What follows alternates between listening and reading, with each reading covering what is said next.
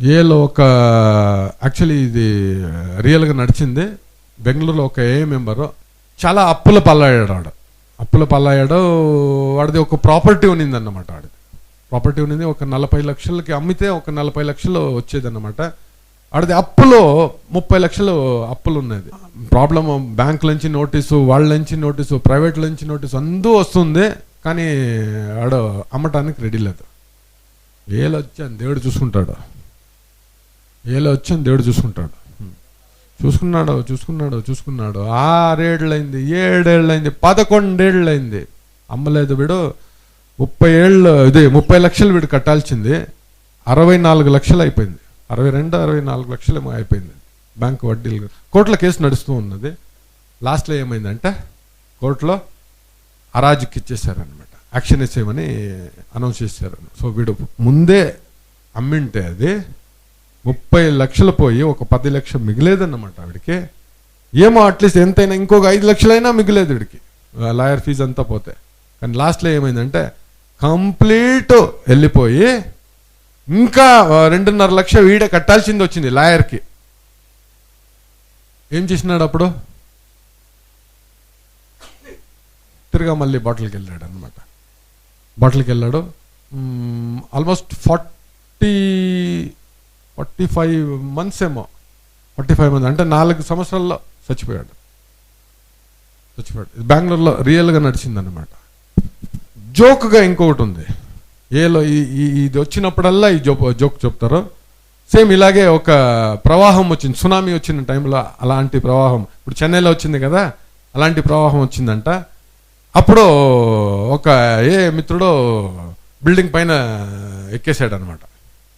ఎక్కితే first army వాళ్ళు వచ్చారు షిప్లో, బోట్లో వచ్చి, రారా బాబు ఎక్కువ అంటే లే నాకు డైరెక్ట్ కనెక్షన్ ఉంది దేవుడితో, ఆయన వచ్చి కాపాడతారు అన్నాడు. సరే కొంచెంసేపు అయింది, హెలికాప్టర్ వచ్చిందంట. హెలికాప్టర్ నుంచి వాళ్ళు ఇది వేసారంట, వేసి దారం వేసి ఎక్కరా బాబు అన్నారంట. No I have direct connection with God అన్నాడు. నువ్వు వెళ్ళిపో, ఆయన కాపాడతారు నన్నే అన్నాడంట. సరే అంత అయింది, నా కొడుకు నీళ్ళు ఎక్కిపోయింది, చచ్చిపోయాడు. చచ్చిపోయి పైనకి వెళ్ళాడంట. అక్కడ పోయి దేవుడిని ప్రశ్నించాడంట. ఏమయ్యా నిన్ను ఇంత నమ్ముకున్నాను, నువ్వు నన్ను కాపాడలేదు కదా, వదిలేసావు, నన్ను చంపేశావు అనేసి. అప్పుడు దేవుడు అడిగారంట, మీ అబ్బ పంపించారా బోట్ని, మీ తాత పంపించాడు ఆ హెలికాప్టర్ని, కొడక నేను పంపించిందే, నువ్వు ఎక్కపోతే అది నాదేమి. అదేనే కార్యం లేని ఇది విశ్వాసం లేని అది చదువు, అది కార్యసాధన లేని విశ్వాసం మరణంతో సమానం. విశ్వాసం ఉంది, విశ్వాసంతో కూడిన కార్యం చేయాలి మనం. నేను మొదటి సోపానం ఒప్పుకున్నాను, 2వ సోపానం ఒప్పుకున్నాను, 3వ సోపానం ఒప్పుకున్నాం. ఇంట్లో కూర్చుంటే సోబర్గా ఉంటానా? ఉంటాను. 1 వారం, 2 వారం, 3 వారం, ఓకే, కొన్ని రోజులు ఉంటాను. తర్వాత మొదలవుతుంది, అబ్సెషన్ మొదలవుతుంది మళ్ళీ. సో కార్యం లేని విశ్వాసం మరణిస్తుంది, 100కి 100 మరణిస్తుంది. తర్వాత ఏమవుతుంది తెలుసా? ఆయన పైన ఉండే విశ్వాసం వెళ్ళిపోతుంది.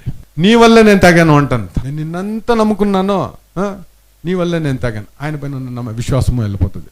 So faith without works is dead. అందుకే ఏలో action is the magic word.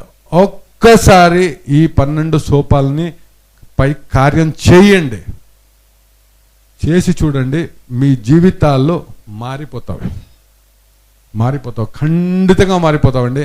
నా జీవితం మారింది, మీ జీవితాలు మారుతుంది. Thank you. Break, lunch. Thank you very much